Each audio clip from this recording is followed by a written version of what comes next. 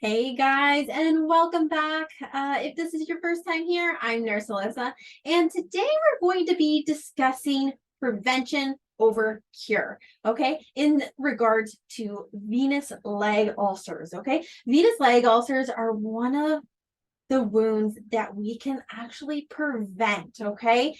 There's things that we can do to prevent this from happening. So that's exactly what I want to talk about today because I am all about prevention over cure because prevention is so much easier than cure. Okay? Because when it comes down to it, when we're preventing something, it doesn't happen. But if we have to cure something, we have to go back and do the preventative measures that we could have been taking all along, plus added measures to get the wounds to heal.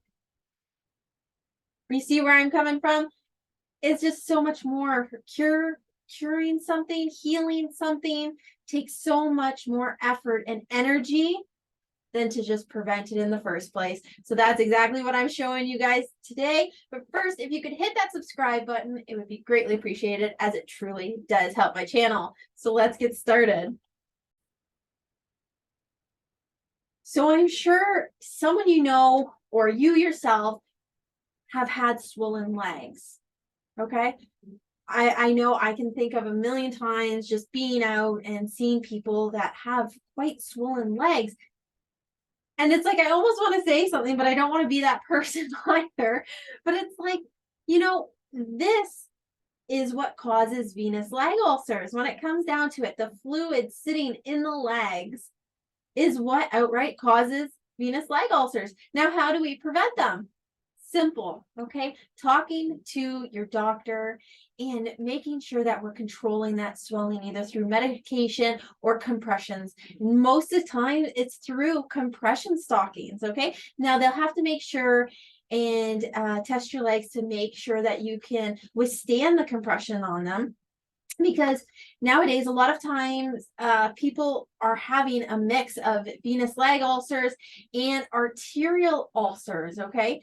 So having arterial disease and venous disease, so it's a mixed ulcer. So we got to be very cautious because and actually make sure that we can put compressions on before we're putting them on and causing damage. Because if we have arterial disease, it means that the blood isn't flowing properly to the toes. And then if we're adding compression, it will keep the blood from actually flowing all the way down, giving more restriction than what there already is. So we don't want to do that.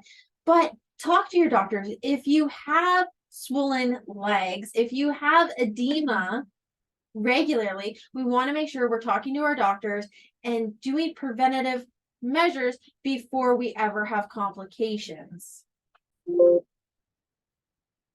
Now, I also wanted to share another misconception with you because I have had this a lot of times. And even though I know I mentioned to my patients, like, hey, compressions are something that you have to wear for life, sometimes they forget, okay?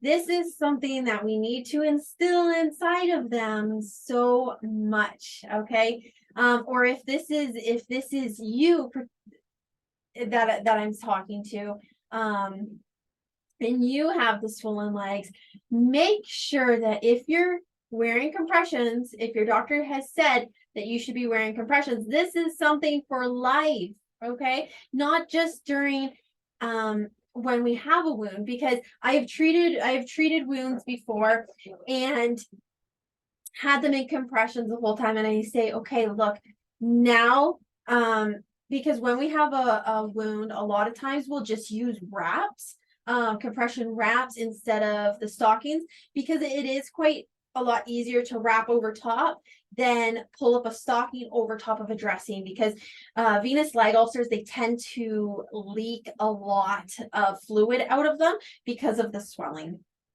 So a lot of times we'll just wrap them.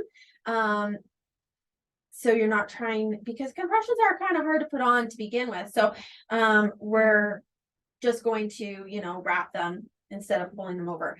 Now, I always tell my patients, look, compressions are for life, okay?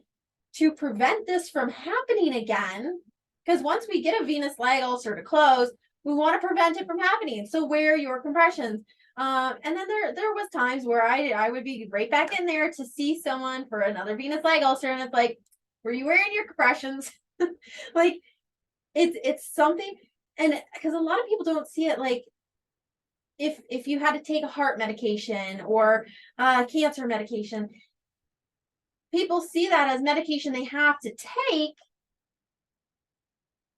But just because this is something we're putting on, it doesn't mean we don't have to use it every day. You should be wearing them from the time you wake up in the morning until the time you go to bed.